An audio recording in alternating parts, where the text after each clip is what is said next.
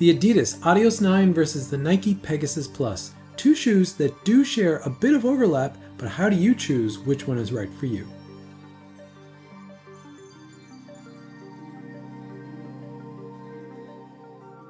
This isn't a video that I really had planned on making. It's not that I don't love both of these shoes. In fact, these are probably two of my favorite shoes in early 2025.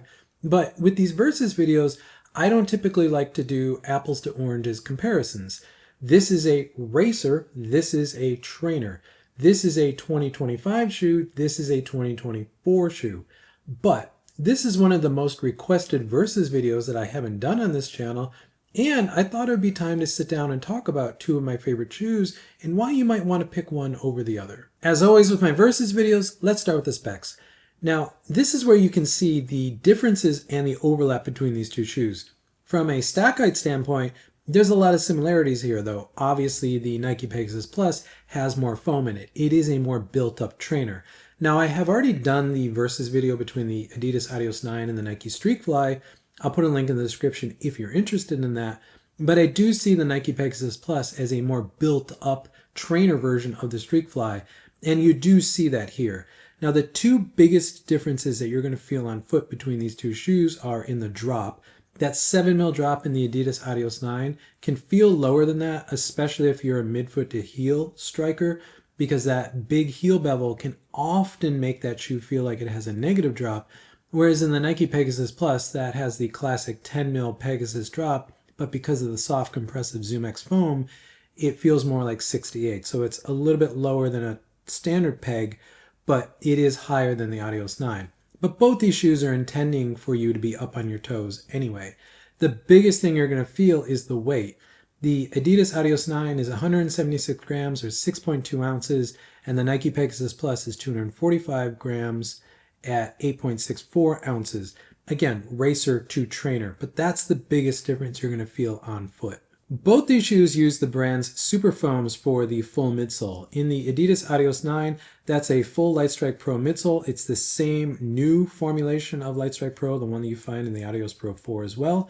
There is a small nylon shank right under the arch of the foot, but that's not there for propulsiveness. That's there to control the twist of the shoe, make it a little bit more stable. Whereas in the Nike Pegasus Plus, that's a full one-piece ZoomX midsole. And both these shoes will have a fairly traditional geometry, though there is more rocker in the forefoot of the Adios 9. But because it is such a flexible shoe, it is something you flatten out. It isn't really something that you feel underfoot, but it does help you tick over off the toe quite well. The Nike Pegasus Plus is a very similar situation. It's not quite as flexible, but there is a lot of flex in there. And you do really flatten out the forefoot rocker in that shoe, and it really helps pop you off the toe. From a ride profile standpoint, I would say agile versus resilient is kind of describing the same thing. Both of these shoes are very low stacks, so you're not sinking deeply into these soft compressive foams, but there is some sink. In the Adios 9, you're getting some rebound from that wonderful new Lightstrike Pro foam, and you do feel that underfoot. And in the Pegasus Plus, you get that classic ZoomX feel, which I will say feels a little bit more resilient, but that's also because there's a little bit more foam, and there is a geometry difference in the midsole, which I'll talk about in a moment, that also adds to the ride difference and the more resilient feel of the Pegasus Plus. And moving to the outsole and contact patch of these two shoes, this is where you can see that midsole difference. Now, in the Adidas Adios 9, the widest point of the shoe is really right under the ball of the foot. That's where the most foam is, and it's, again, right under the ball of your foot. So when you're up on your toes, doing the fast running that you're doing in the Adios 9, you really feel that foam under the ball of the foot. Whereas in the Nike Pegasus Plus, the widest point and the most foam is really behind the ball of the foot, which gives you a very resilient ride. It actually makes the Pegasus Plus feel a little bit like a Nike Vaporfly.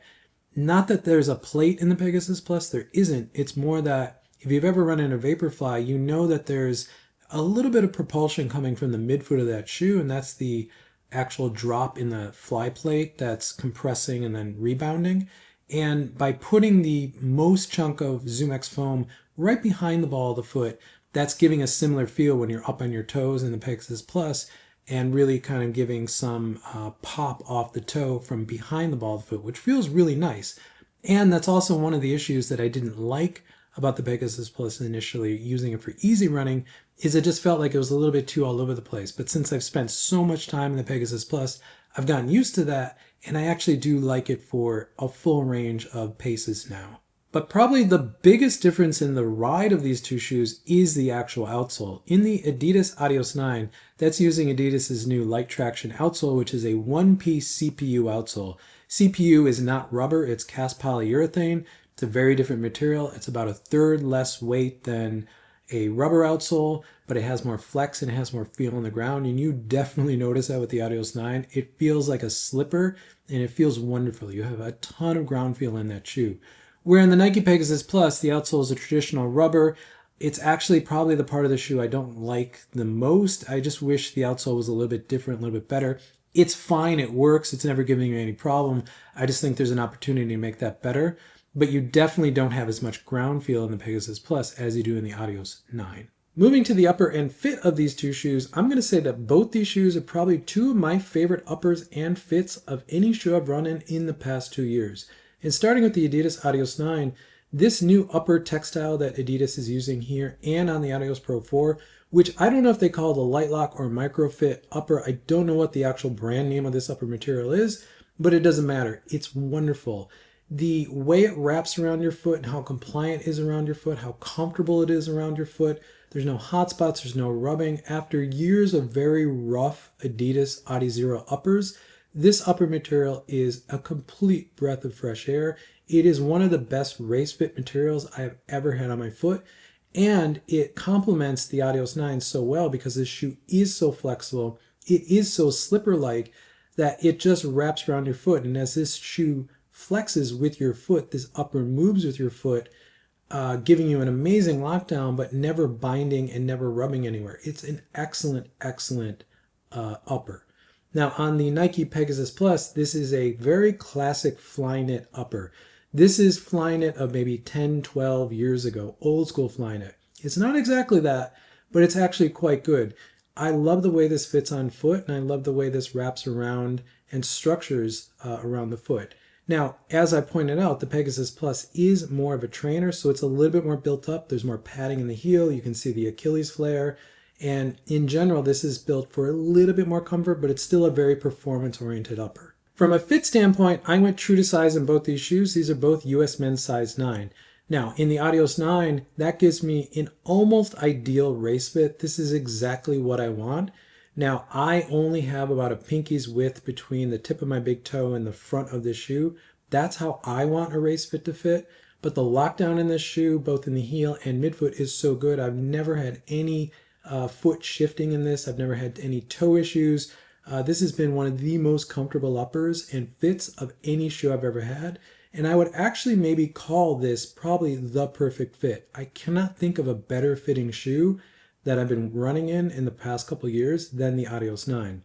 In the Nike Pegasus Plus, I also get a really great fit in this shoe, but in US size 9, my true to size, this is a little bit longer. As you can see, the Peg Plus is a little bit more pointy and you're getting a little bit more room in front of your toes. I do wish some of that room could be taken out. I do have about a full thumb's width between the tip of my toe and the front of this shoe. But again, the lockdown in this shoe, both in the heel and midfoot, is exceptional, and I've had absolutely no problems in either one of these shoes with fit in my true to size US men's size 9.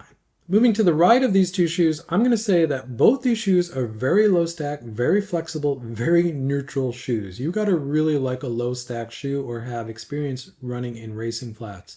Now, racer trainer, obviously the Peg Plus is going to be a little bit more built up than the Adios 9. However, both these shoes have very similar feel on foot, and they do all the types of running that I want in a very similar way.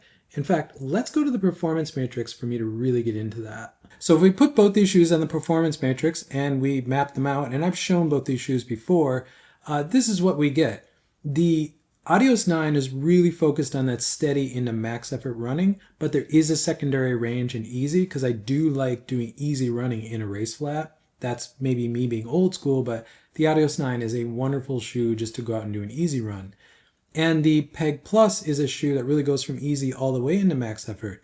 Now, given that the Adios 9 is a racer, I think it is better at that real max effort above threshold running, but it does threshold running really well, whereas the Peg Plus, given that it's more of a trainer, I think sits in threshold really well, though it can go up into max effort and it can go back down into steady, into easy. They do both extremely well. But I'm going to do something I've never done in my performance matrix, and I'm going to put my paces on here. Now, I'm doing this for two reasons. The first is I actually get a lot of people in my comments asking me to put my paces on here to give more context. I typically want to avoid that because my pace versus your pace at easy, steady, or threshold is probably very different. It's all relative. It's more about the effort and how much force you're putting into the ground, which is why I don't put paces on here. However, for these shoes, I thought it was important to show my current training paces and ranges to get a sense of how much ground a shoe like this will cover. And both these shoes cover this stuff extremely well. Now, as you can see, my easy into steady pace is around 4:45 per kilometer. I train in kilometers, I don't think in miles anymore, so you can do the conversions on your end, but my easy pace kind of stops around 4:45. If I'm going into like 4:40, getting a little bit faster, that's now getting into steady. The Peg Plus does that stuff really well. Just because I'm not showing it in the Adios 9 doesn't mean it can't do that, but it's not the type of stuff I'm going to use that shoe for. I'm going to pick the Adios 9 for just a true easy run, kind of a shuffle where I'm doing, 5:15, even possibly slower than that. And then I'm going to use it for workouts. So the easy running that I'm doing in the Adios 9 is generally going to be more in that steady category, probably at the end of steady, closer to about 4:15. But in the Pegasus Plus, since that's a trainer, I want that shoe to be able to do kind of a full range of stuff. So I do feel like the sweet spot is around my getting into threshold pace, around 4:15 per kilometer, maybe a little bit faster than that right now, around 4:07. It's actually feeling really nice in that range. Then when I get into about 3:45 per kilometer, that's where I think the Adios 9 really starts to come to life. Now that's about 5K pace for me right now. And the Adios 9 really starts to excel, really picks up pace there. And the Peg Plus does extremely well there, but I think this is where the stripped downness and the raceness of the Adios 9 is actually going to work really well.